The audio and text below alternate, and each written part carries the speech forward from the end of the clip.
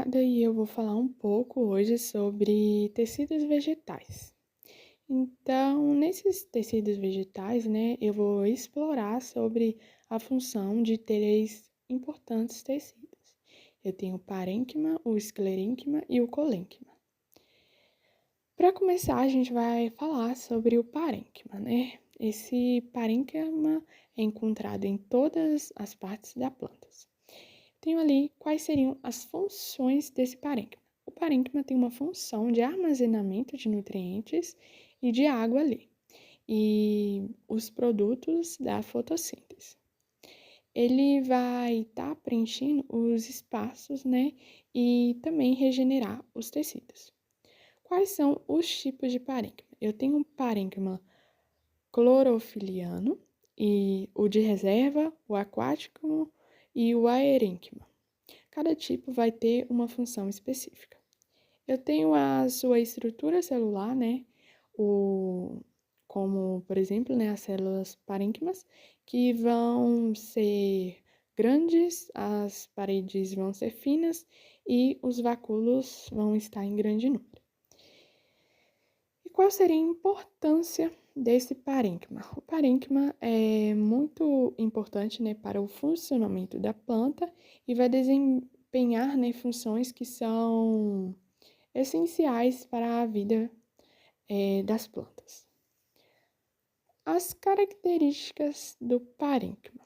Ele tem um formato arredondado ou poliédrico e vai ter as paredes finas, como eu disse, e vai permitir trocas de substâncias ali entre as células.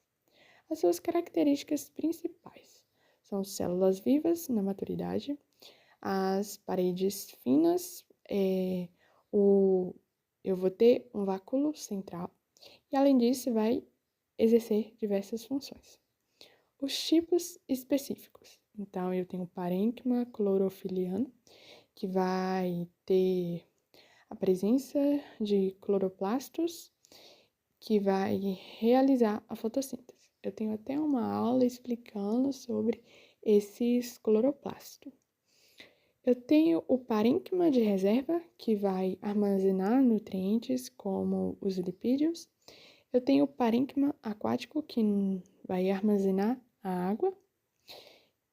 E também eu tenho o aerênquima, que vai ter espaços, né, ali que vão ser cheios de ar e permitir uma flutuação e aerenação das plantas aquáticas.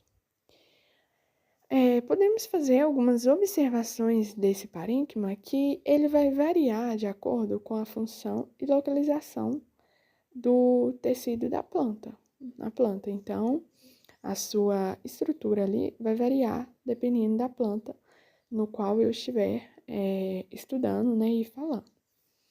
O esclerênquima. O esclerênquima, né, é um outro tecido e esse tecido está relacionado à sustentação da planta. Então, significa, né, que eu tenho ali a presença de células espessas e lignificadas, né? Eu tenho a presença de lignina. Eu tenho as células esclerênquimáticas, que vão ser geralmente mortas na maturidade. Então, aqui já dá pra gente ver uma diferença entre a parênquima e a esclerênquima, né? Que no caso, a parênquima vai ter as células vivas na maturidade e a esclerênquima, as células mortas na maturidade. As suas paredes, né, vai ser então lignificadas e espessas. Eu tenho essa função de sustentação, né, que vai proteger a planta contra danos mecânicos. Eu tenho os tipos de esclerênquima também. Eu tenho as fibras esclerênquimáticas e esclereides. Aí cada um vai ter sua característica e função específica. Quais seriam as características desse esclerênquima? Então, aqui é um meio que resumo, né, e um pouquinho mais de informações sobre esse esclerênquima. Então, eu vou ter as células, como que vai ser a característica dessa célula? Mortas na maturidade, paredes espessas e lignificadas. A sua função: sustentação, resistência à tração e compressão. Os tipos, eu tenho fibras esclerenquimáticas e escleretes. E a localização, onde está esse esclerênquima? Nas cascas, folhas, sementes e frutos. E por